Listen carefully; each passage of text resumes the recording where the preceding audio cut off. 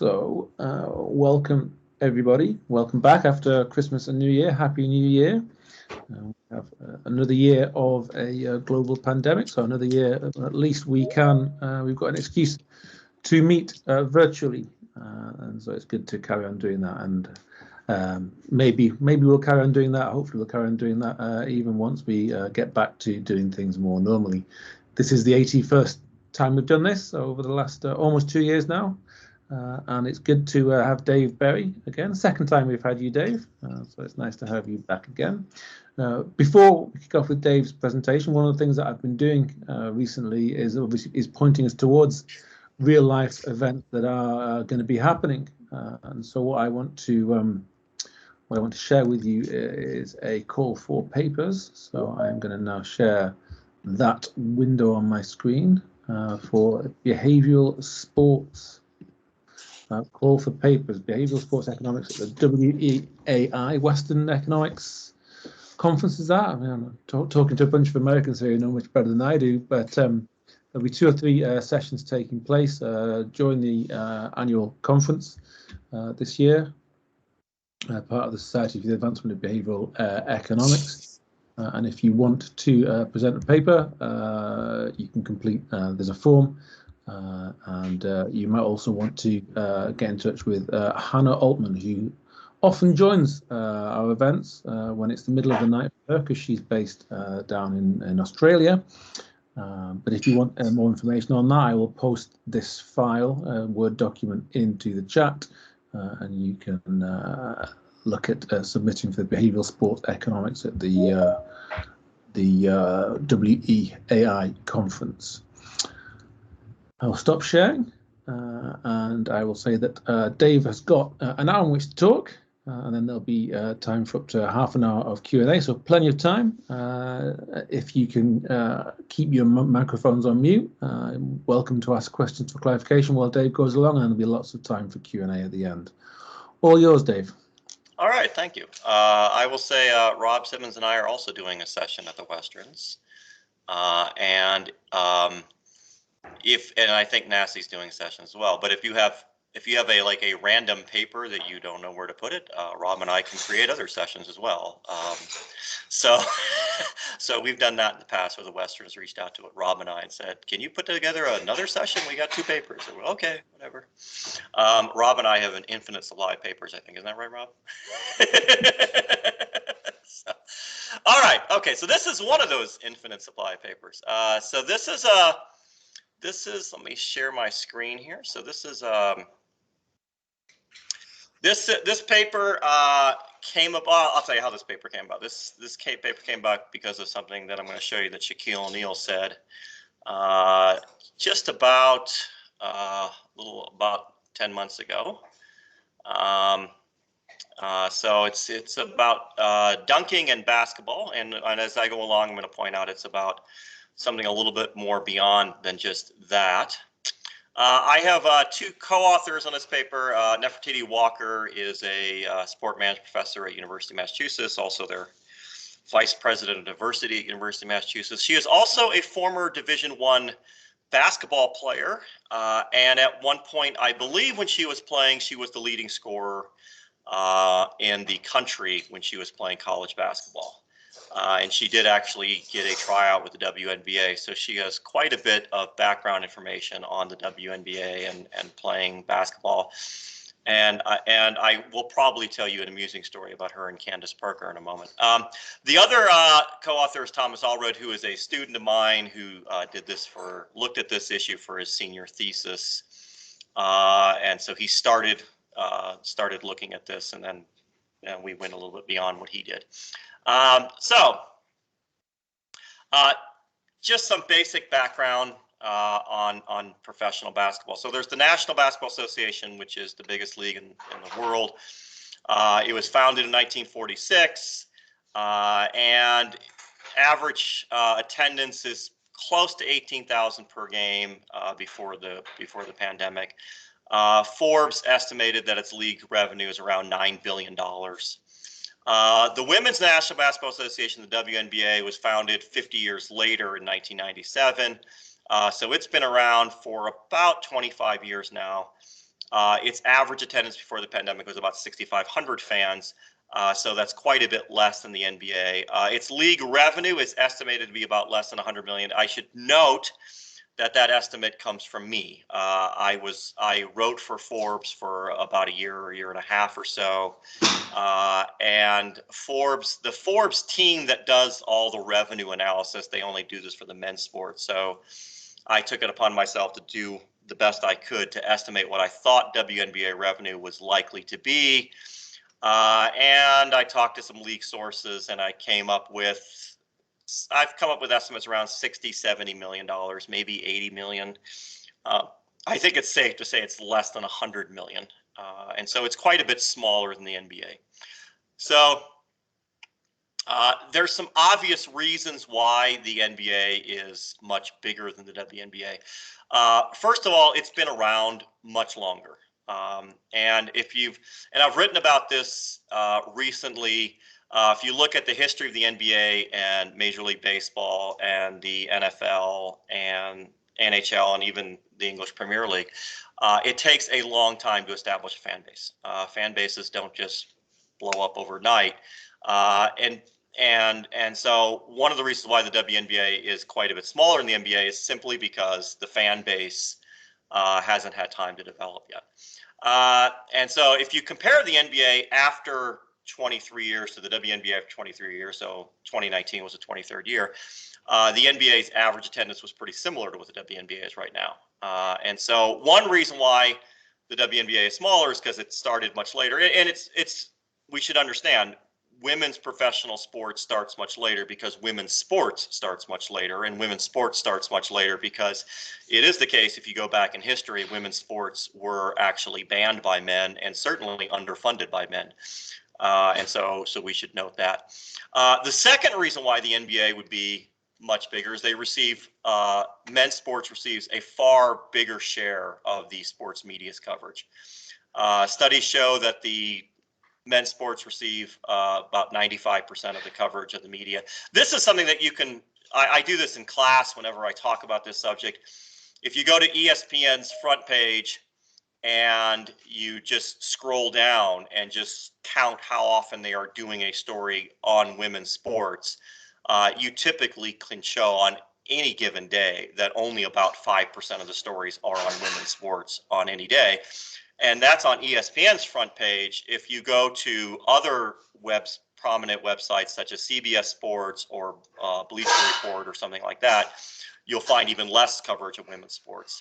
Women's sports simply does not get very much coverage from the sports, the male dominant. And we should note the media is dominated by men, even though it is the case that roughly about 40 to 45% of fans tend to be women.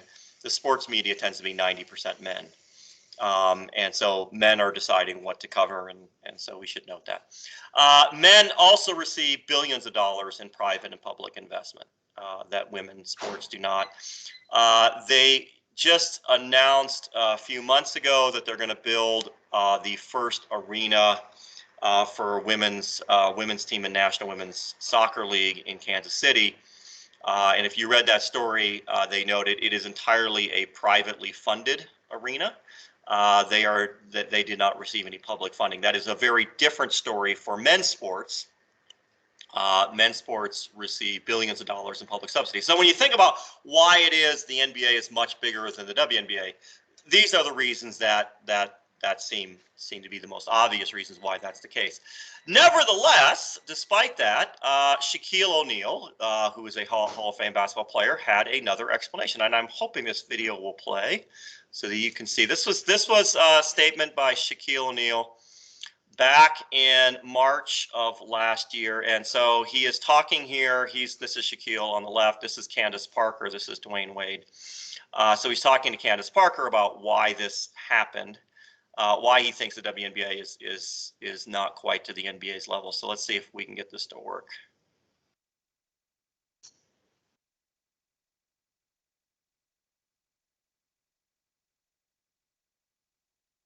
We've got no sound, Dave. We don't have no sound on that? Did that not work? There's no sound. We can see the video moving. I don't know. Is that mute on the right hand side, or is that sound? I can't tell because your thing is on my. Let's see. Let me wait. Let's do this. Let's see here. Let's see here. Is there a mute? It might have been when you shared the window. There's an option to share the sound as well. Yeah, it's on. Yeah. See, I can do that in Zoom, but I can't do that in Microsoft Teams. I don't know how to do that. How does one do that? How does one share the video? If you when you're in the share content at the top, there's include computer sound. So that might, if you unshare and share again, that might enable us to get the sound. Let's try that again then. Okay. Okay, stop presenting. Oh, okay, I see where it was. All right, I see where it was. I'm an expert at Zoom, by the way. All right, there's the sound. Okay, now let's see if it works now. So dope. What's that? Yeah. That work? All right, good deal. All right, let's go back to sharing the full screen then. All right, cool. All right, now you guys can hear this. So dope. What's that? 10 years ago, the WNBA game was here. NBA game is here. Now it's here. I have a way to make it equal. Just listen to me now. You ready? All right. We've heard it. Yeah, we've.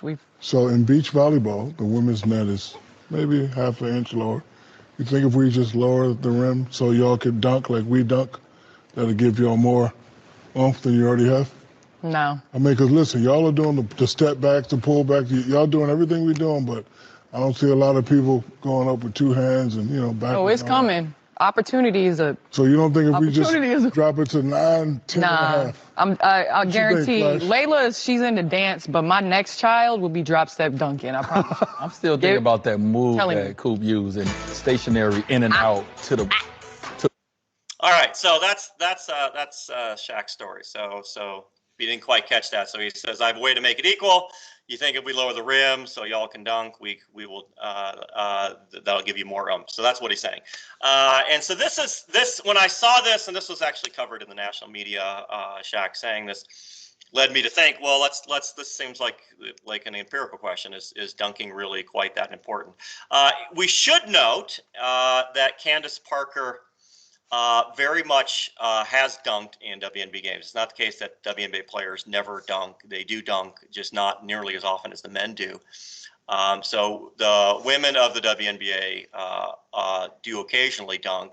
Candace Parker is 6'5", and I should note, as I mentioned, my co-author Neff Walker did lead the NCAA in scoring when she was in college.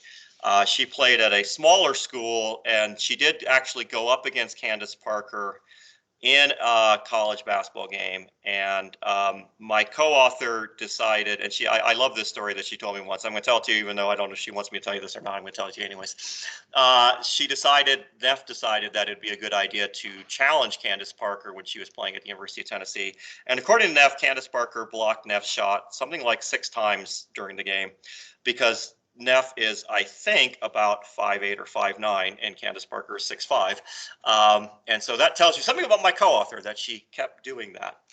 So there is some experience with this. So Candace Parker does actually dunk, just not nearly as often as Shaq does. And it is the case that Candace does dunk on Shaq on TNT a lot, because as the story goes, Candace Parker comes to the studio having studied basketball and is ready to discuss the issues of the day. And as critics have pointed out, Shaq just sort of shows up in the studio. It's not clear that Shaq studies a lot. Cynthia Cooper-Dyke, who is a Hall of Fame basketball player, one of the greatest basketball players in WNBA history, certainly also one of the greatest basketball players of any gender in history. Very much dominated the WNBA when the league was founded, despite the fact that at that point in time she was already in her mid-30s. When the league was founded. But she did lead the Houston Comets to the first 4 WNBA titles. And her response to Shaq statement was, we didn't tell guys to bring the rim closer so Shaq could make a free throw. Shaq was a prolific dunker in his career. He was not very prolific at shooting free throws. So those are some more flippant responses to Shaq's comment. Katie Lever is an academic who wrote about this issue. So these are some more serious responses to Shaq's comment. One thing we should note that Katie Lever points out is that saying that lowering the nets in women's basketball would make the game more entertaining is inherently is a sexist statement. What you're saying basically is that men are the default. So when people demand that female basketball players dunk more often to make the game more exciting, the subtext is the women's game is inferior and needs to be played like the men's game to be worthy of respect. And so this is very much, Shaq's take, whether intentional or not, is actually a sexist take. Is that he's basically arguing that the men's game is superior to the women's game because of the way the men play. And if you're a fan of women's sports and if you're a fan of women's basketball and you watch it for a period of time, and then you go back and you look at the men's game, you start to see that you could actually make the argument the other way around, that the men's game would be improved if they raised their rim and got rid of dunking, because it does, after you've watched the women's game for a while, it does seem like the men's game is overly crowded. The players are much larger than James Naismith thought they were going to be when he put the rim at 10 feet. And it just seems like it's just a very crowded court. And so we should note, so Shaq's statement is sexist. We should remember what the definition of sexism is. And so this is something we point out in the book, that we should be aware of that as well. There's also a logistics issue with this. If you lower the rim in the WNBA, you can't lower the rims everywhere in the world where girls and women are learning how to play basketball. So you're basically going to be asking the women to make a pretty big adjustment when they get into the professional rank. They are accustomed to shooting on a 10-foot rim, and suddenly they're going to be shooting on a rim of a different size. That's going to take that's quite a bit of adjustment. So you're making this a pretty substantial change to the game, given that rims are simply not adjustable everywhere around the world. And so those are some critiques people had of what Shaq was saying. What we're arguing in this paper is that this actually gets at a larger question. And the question that this gets to is, what exactly brings fans to the game? Is something like dunking something that actually drives consumer demand? And there's two basic ways I think that we can think about sports. And one is that on the one hand, sports are just entertainment. And so they're just like any other entertainment. They're like movies, they're like television shows. They're just entertainment. And so on this one hand, we can think of the sports as an entertainment. And from this perspective, how the entertainment is presented has a huge impact on whether the consumer has any interest.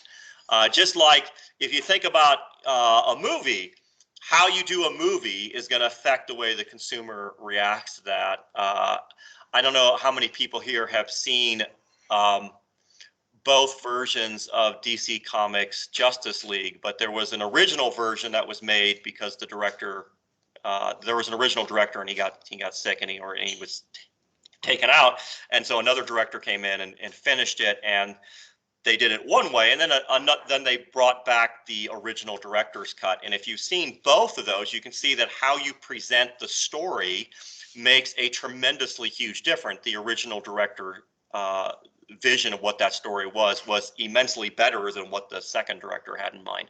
And so you can think of sports in the same way, that how you present the athletic contest makes a huge difference in terms of consumer demand. And so that's one way of thinking about sports. The other way of thinking about sports is that maybe sports are something a little bit more than that. And I've written about this recently, that sports are a fairly unique product. They don't just provide entertainment, they create emotional attachment. Fan literally is short for fanatic. And people are emotionally connected to the outcome of the contest. And when a team wins, fans are happier, even though they have nothing to do with that win. And when they lose, they are a lot less happy, even though they are not part of the loss. It's not simply entertainment. And I would argue this is different than going to the movies. When you go see when you go see a movie like Marvel's Endgame, the audience doesn't leave the theater saying, we beat Thanos. We didn't do anything. We were just watching a movie. It was a story. We're not part of the story. In sports, fans literally see themselves as part of the contest.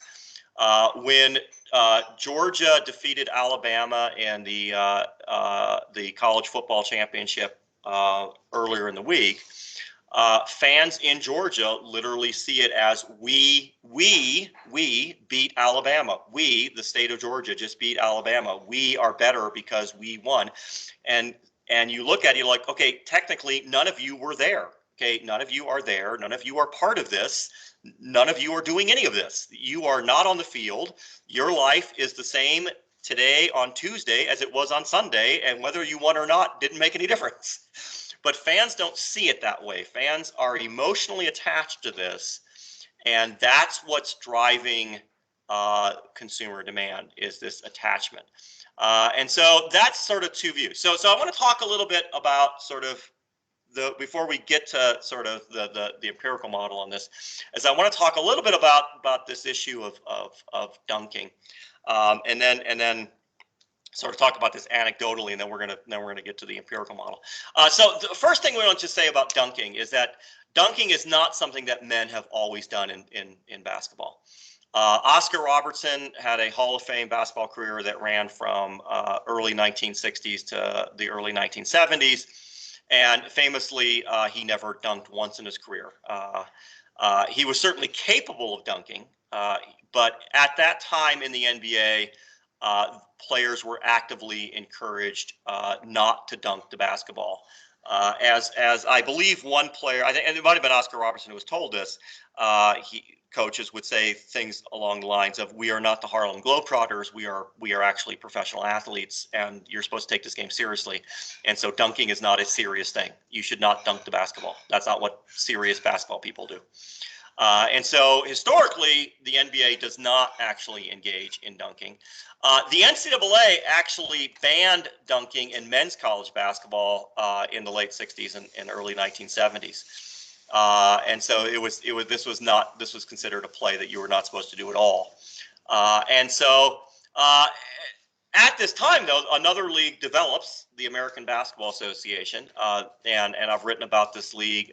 Terry Pluto wrote a wonderful book about this in 1990 about the history of the ABA. And the ABA was very much founded on a lark. The guy who founded the ABA actually wanted to start a professional football league, but the American Football League and the National Football League already existed, so he didn't think he could do a third football league. He then, and this is how he tells the story, he said, well, then I started thinking, well, we could do another hockey league or another basketball league, and I don't know anything about hockey, so I guess I'll do basketball. So the ABA starts because this guy was like, I guess I'll do basketball. So he starts the ABA, and it starts playing in 1967. And the ABA is trying to come up with ways to differentiate itself from the NBA.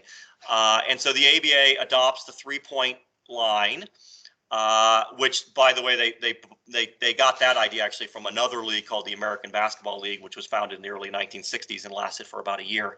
And so they adopt this three-point line. The ABA creates the modern box score. Prior to the ABA coming along, things like offensive rebounds, defensive rebounds, block shots, turnovers, steals were not tracked for teams and individuals. The ABA is the one that started doing that. Without that innovation, it would be much more difficult to measure how many wins players are producing. They also, of course, famously adopted the red, white, and blue basketball, which you can see there. And I remember playing with something like that as a kid. And so the ABA does this to create fan interest. And the other thing they do is they popularize the dunk. So players in the ABA very much started dunking the basketball a lot, and so as Dan Issel notes, the dunk was this big play in the ABA, and it was a big part of the warm-ups to the game, and so they did a lot of dunking. They also invent in the ABA the slam dunk contest, which comes about in 1976. And it comes about in very much the same way the entire league comes about, As this story was told, the 1976 slam dunk contest comes about as this statement from Jim Bucata says, we were sitting around the office one day discussing things that would draw more people, and it just came to us, let's have a dunk contest. And so, again, the ABA would do stuff like this. Why don't we do this? Why don't we try that? And they would just make up stuff. And so they introduced the slam dunk contest at the ABA All-Star Game. And the dunk that won it is the picture there is Julius Erving, Dr. J, doing this dunk. The dunk that won it was Dr. J said before the contest, I can take off from the free throw line 15 feet away. I can jump from there and I can dunk a basketball. And people were like, I don't think you can do that. And he's like, I bet you I can do that. And so so this was the dunk that won, and it is the case that Dr. J did walk to the other end of the court, and he ran down the court, and from the free throw line, he launched himself in the air, and he indeed does dunk the basketball. And as this story notes, it was a moment that was forever frozen in time. Indeed, when he took one last long stride and thrust himself in the Mile High Air in Denver that night, little did Erving realize that he was leaping not into basketball history, but into basketball lore. So this is like a very famous dunk in ABA history. And what's interesting to me about the dunk is 6 months later, the ABA went out of business. So the dunk does not save the ABA. So he does this amazing dunk, and then the ABA goes out of business, and they merge a few teams with the NBA. We should note that when he does the dunk, the ABA is on the verge of bankruptcy, anyways. The ABA never caught on. It never drew very big crowds. This quote from Connie Hawkins that I like. Connie Hawkins was one of the very first big stars in the ABA, where he points out that people would show up, the audience would show up as a bunch of empty seats, and that you could count the crowd during the national anthem. The ABA simply didn't ever find any kind of audience whatsoever with all their dunking. It didn't really make any difference. And you can see this if you just do a quick little snapshot. The 74-75 Kentucky Colonels won the ABA championship. They averaged about 8,000 fans per game as the best team in the league. They didn't do nearly as well as the University of Louisville, a team that doesn't dunk as a college team. And so this is just a snapshot that you can say, hey, we can see this little difference here that the league that dunk does not do as well as a league that doesn't dunk. But again, of course, that's just an anecdote, so that's not really anything systematic. So what we want to do is sort of look at this more systematically. So we have data on dunking that goes back about 25 years or so. We can get data on dunking. And so we can see how much dunking there was in the league, and you can see there hasn't been a whole lot of changing in the average dunks per game over time. It was about 3 per game by each team back in 96, 97, and now it's about 4 or so. So that's pretty much been the same. Okay, there is, despite the average not changing, there's quite a bit of variation in the data. Some teams definitely do dunk a great deal more than others. At the one extreme in the data set, there's the Lakers of 97-98 with Shaquille O'Neal. They dunked about 8 times per game. Shaquille O'Neal is one of the all-time leaders in dunks. Again, the data on dunks only goes back about 25 years or so. The Basketball Reference is our primary source for basketball data, and they don't have data on dunking that goes back before that. So we really can't compare Shaquille O'Neal to someone like Kareem Abdul-Jabbar or Hakeem Olajuwon or Dr. J or whatever. We don't have data on how much they were dunking. But since the time this has been tracked, only Dwight Howard has dunked more than Shaquille O'Neal did. And this is one of the reasons why I think Shaq really sort of zeroed in on dunking as an issue, is because this is what he did. He was very big on dunking. And his team back in 97-98, they averaged 8 dunks per game. On the other extreme, you have the San Antonio Spurs about 10 years later, and they averaged less than 1 dunk per game. They had 2 guys who were 6'10", 6'9", and Alberto and Thomas, who never dunked at all. Tim Duncan only dunked 26 times that year. He led the team. One thing you should note about these 2 particular teams, and this is interesting, is that there really isn't any relationship between how much you dunk per game and how much you win. So both of these teams were both quite successful. They both won more than 50 games. Whether you dunk or not doesn't seem to affect how much you win. And so we should note that as well. Okay. All right. Another little anecdote about why dunking may not be that important. This is Steph Curry. Steph Curry is the highest paid basketball player in the NBA, and last year he didn't dunk at all, and he's very rarely dunked in his entire career. Steph Curry is known for three-point shooting. That's his big thing that he does. And as I was working on this paper, I was asked to do a comment on another trend in the NBA. And so originally this paper was entirely just about dunking, but then I was asked about Steph Curry and this three-point shooting. And this is what I was asked about, is this particular data on three-point shooting. The ABA introduces the three-point shot. Again, they got it from the American Basketball League. And they introduced the shot in 1979. And a few weeks ago, a couple months ago maybe, NBA TV here in the United States showed a rerun of a NBA Classic game, and the game they chose to show was the very first game of the 1979 season.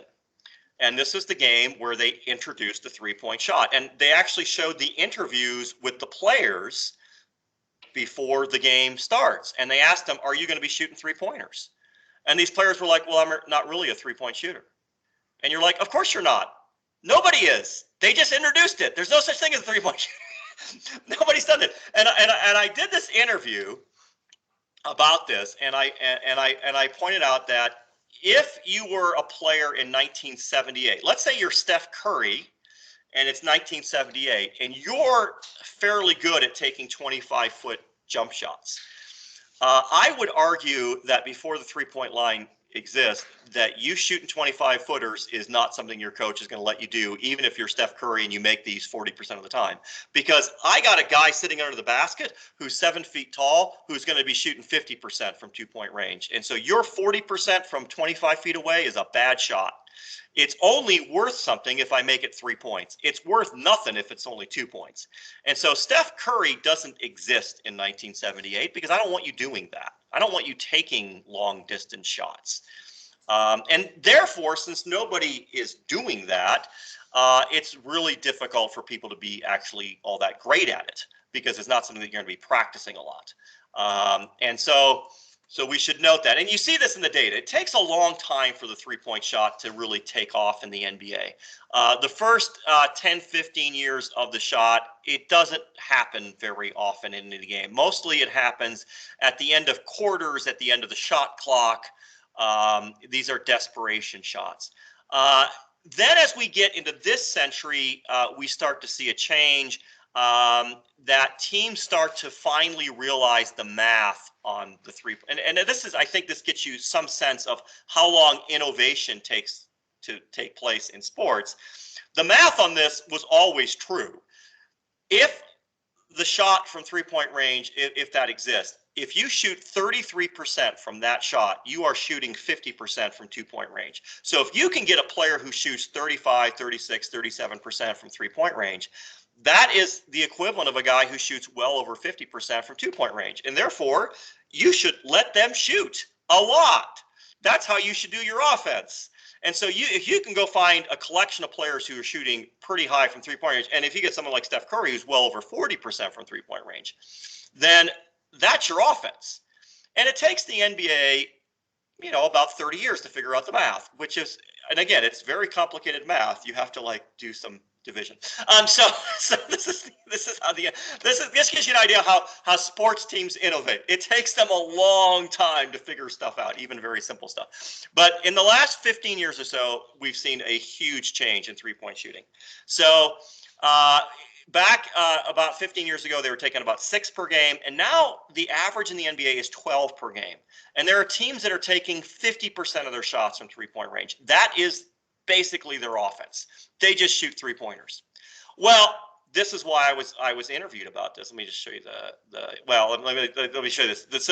So Steph Curry and the Warriors, before I get to that, Steph Curry and the Warriors have won 3 championships by basically doing this offense, building a team around around a guard who takes a lot of 3-pointers.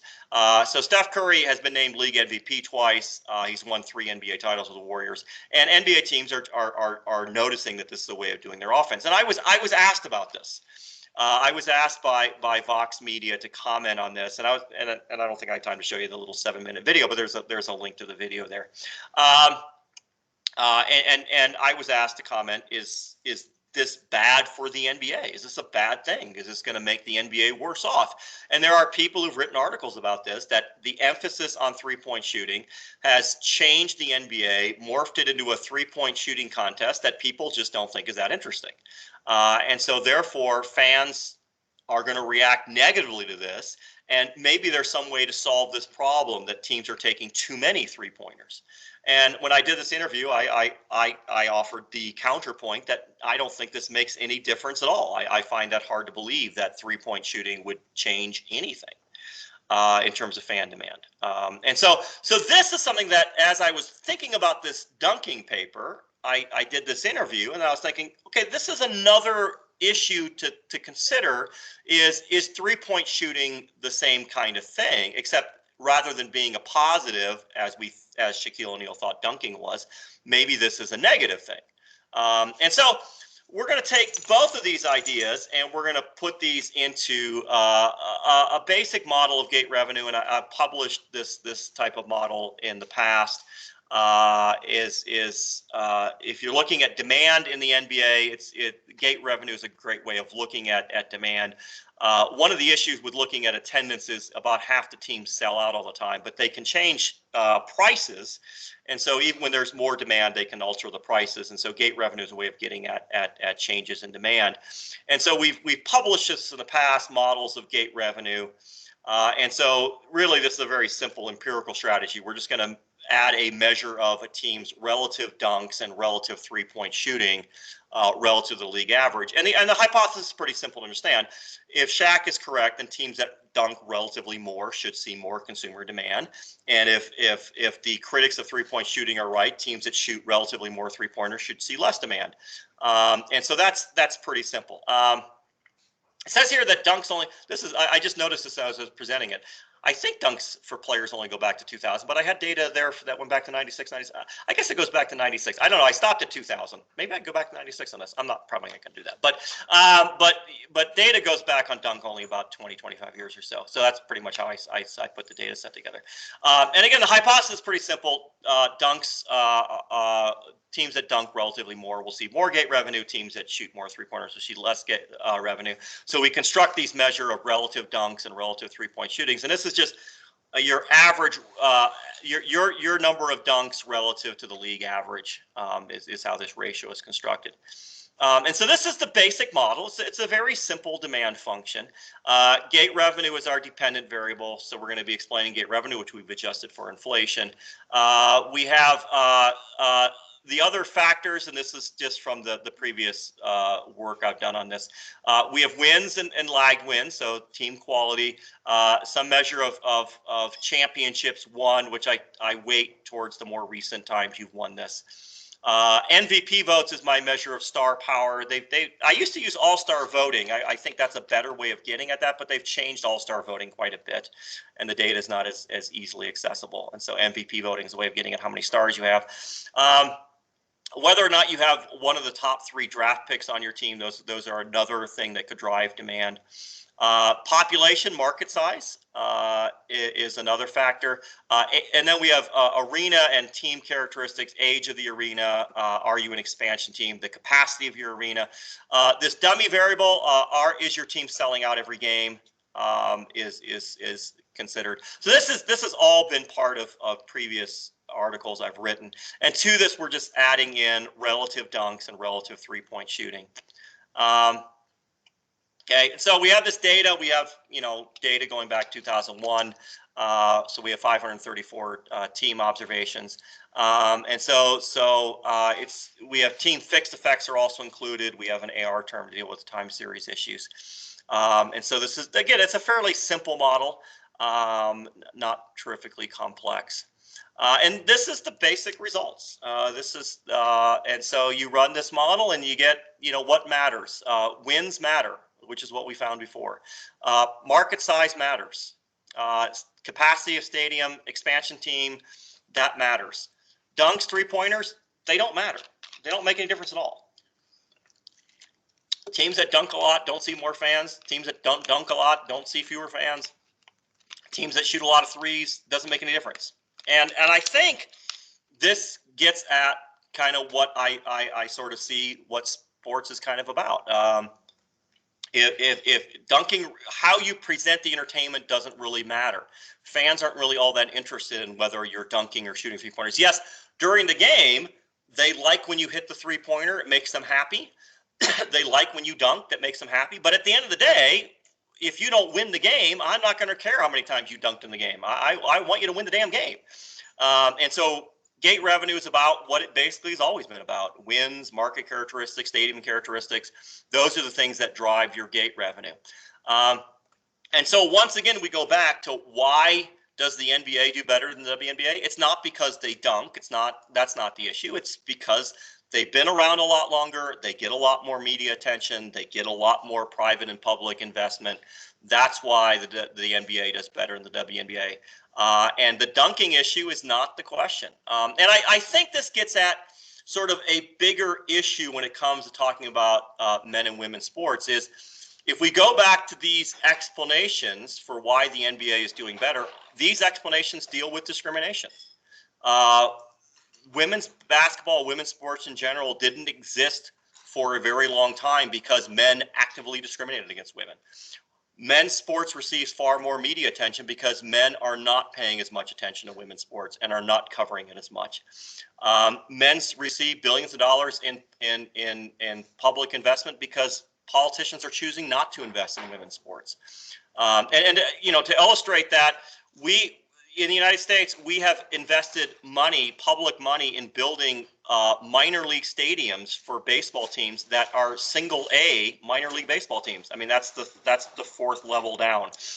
So we put money into minor league baseball teams that have no hope of ever generating any substantial money whatsoever.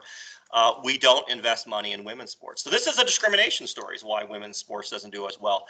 Often, though, men don't like that answer. They don't like the discrimination story. That makes them feel sad. And so men come up with another reason why we see these outcomes. And Shaq's explanation is, well, the women are to blame. If you simply dunked the ball a lot more, if we lowered the rim and you got to dunk more, then you'd be just like we are. And it's your own fault. See, you didn't design your game the way you're supposed to.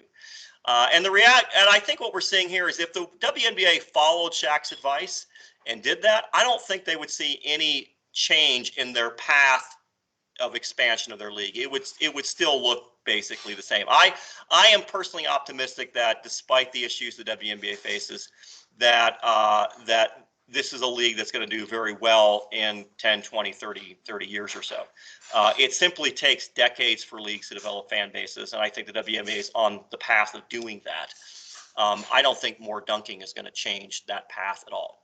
So that is the paper. So there you go. So thanks very much, Dave. There is one question so far in the chat from Rod, who says, isn't the question adding the dunk versus no dunk? Maybe I missed it. Does your model have pre and post dunking in NBA? Sorry if I missed it. We don't have data on that. So gate revenue doesn't go back that far. Okay. Rod, you're welcome to put your hand up for a follow-up. And Johan has got his hand up, so we'll go to Johan next. Thanks, James. Thanks, Dave. I really enjoyed that. First of all, I'm going to say I do buy your argument. I think women's sports are really hardly done by, and you just look at association football in England, where after World War II, officials were told they'd lose their licenses if they officiate women's games and stuff. So I really buy this. This might be a stupid question. Okay, so bear with me. With your model, does it make sense to potentially partial out the dunks and the 3 points out of the wins, maybe like with like a Frisch War partially out, just to try and identify that better? I might be completely wrong there. It's just something that I've thought about. Well, I thought about that, and I did briefly mention this, and it is in the paper. I didn't parse them out. I guess you could do that. But what I did is I simply looked at the correlation between 3-point shooting, dunks, and wins, and by themselves they don't explain anything. How much you dunk in a game doesn't really tell you how much you win. And it's also true for the teams that shoot more or less 3-pointers. That doesn't drive wins either. So that's how I dealt with that issue.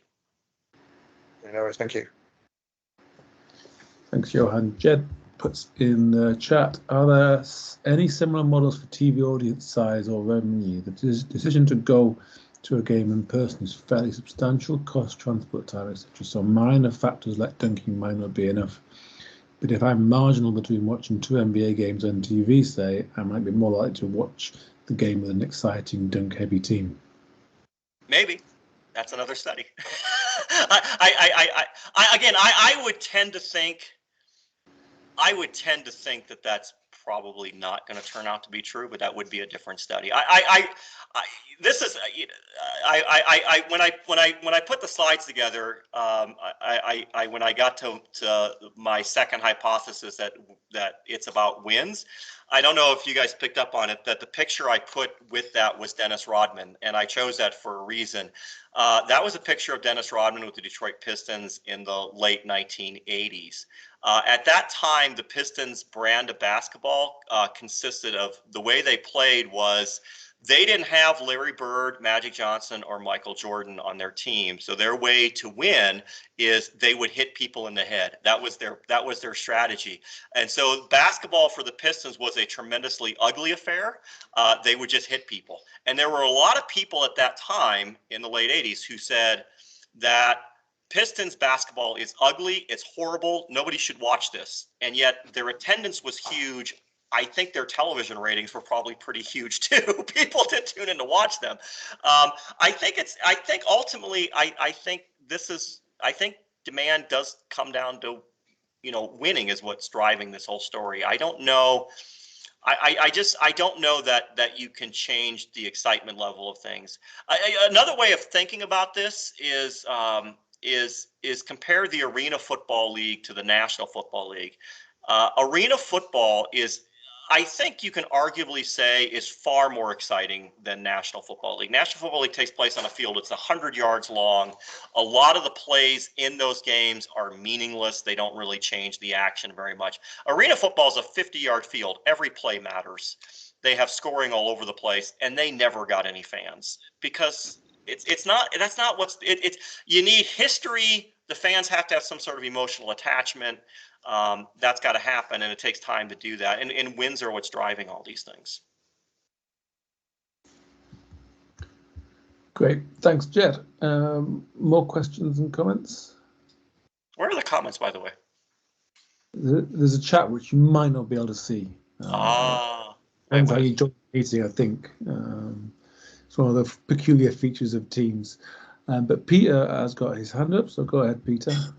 I think the fact that soccer's never caught on in America, it kind of supports your claim.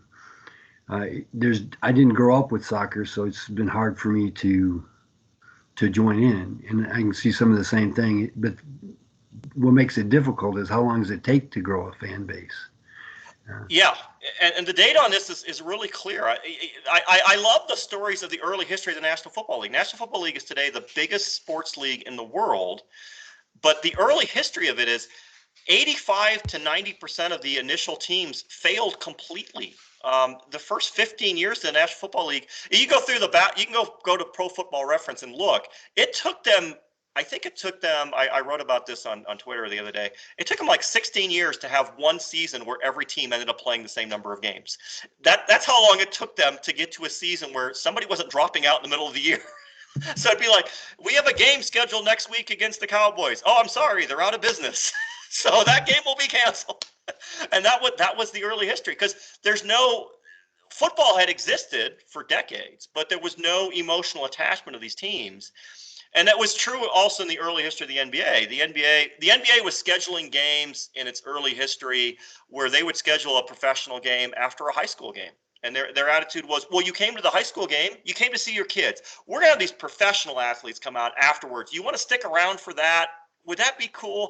And I told my students the other day when I was talking about this, I said, imagine if we had a game in Cedar between our two high schools, and then afterwards you said, there's going to be the Lakers will play the Jazz after this. There's this guy named LeBron. You'll love watching him. He's going to come out and play. And that's the NBA. That's how it started. It started exactly like that.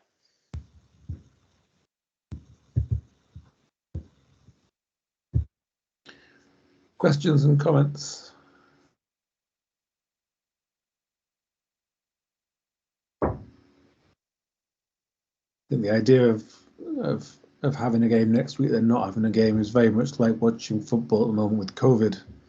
It is the same kind of thing. I think Peter's so right about soccer taking off here, because I think if people thought about why they're fans of sports, I think most people have a similar story. It started when you were a little kid.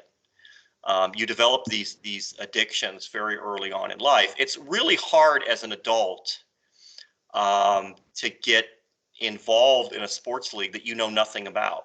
And I've become a huge fan of the WNBA, but to be honest, part of that is I know people in WNBA. I mean, that makes if we could do that, if you knew the people, you'd be a fan just like that, because, well, I know that person, so I'm a fan of that. But most people can't become personally attached to the people they're watching. And so they've got to learn how to, this is a WNBA game. You're going to watch the Lynx play the Seattle Storm. Okay, as a person who doesn't know anything about this, is this a good game? Is it a bad game? Is there a rivalry? Is there a history? Do I care? What's the issue? Who are these players? Why am I watching this? And if you don't know the backstory, this is something I've noticed as I thought about this research and thought about this is I've picked up on this when I'm watching NBA or Major League Baseball or NFL. How often does the announcer do some sort of historical reference? This game that you're watching right now, you're watching the Eagles play the Cowboys. Well, back in 1980, they had this game and it had this event. And remember that? Well, okay, you have to be around 40 years for you to be able to tell a story like that. And if you don't have that history, well, then that story isn't in the broadcast. And fans relate to that. Fans will watch the Lakers play the Celtics today and they'll say, hey, that's like Magic playing Larry Bird. Okay, there's no Magic or Larry Bird in this court. They're not going to show up. Yeah, but it's like that. That's the same uniform. It's like, no, it's not. These are totally different people. But in their mind, it's the same thing. It's the same thing because that entity's in their head, and that's what's driving this. So it's basically, you think it's a generational thing then? It takes a few generations of kids. I think it takes generations. I think if you want to build a sports league, the target audience is go find a 6-year-old. That's who you should be targeting. You should be sending your merchandise to every elementary school on the planet, and you should get them addicted when they're 6, 7, 8 years old. Get them thinking about it. Because if you're trying to target adults and you're trying to get it's very much like targeting cigarettes to somebody who's 30. Nobody who's 30 years old who's never smoked is going to wake up tomorrow and go, you know what I could do? I could start smoking. I think I'll do that. They're not going to do that. People start smoking when they're kids. That's when they start smoking. And you got to get it early in life. You can't wait till they're adults and they've already formed their habits and they've already formed what they're it's true.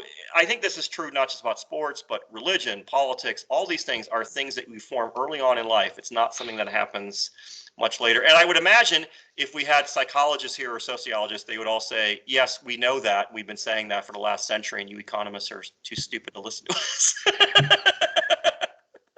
You guys have not uncovered anything. We already knew this.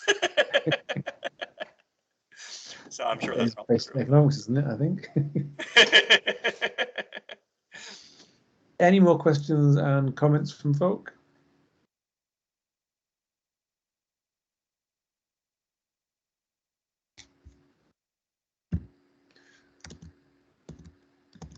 Okay, well, I guess that means that the answer is no, in which case, thank you very much, Dave, for a very interesting talk. Thanks for having me. Returned after the after the break. Now, I have just realised that I don't have to hand who is giving the talk next week. Shortly have it to hand. Here we go. Jose de Souza from University of Paris-Saclay. Next week we'll be talking on trickle-down effects of affirmative action, a case study in France, and I think it will be, and Jose is in the meeting so he can perhaps confirm, I think it will be the first talk we've had on chess in the series. Is that right, Jose? I hope, yeah, maybe, yeah. I don't know. Yeah, that's good. You can confirm it's on chess. I can then confirm it's the first talk on chess that we've had in the Roses series. So it'll be great next week. Looking forward to that. Quite different from basketball, but yeah. No but thanks very much, everybody, and have a great weekend. And see you, if not before, next week. My son is knocking on the window of my office, so in case you heard a noise there.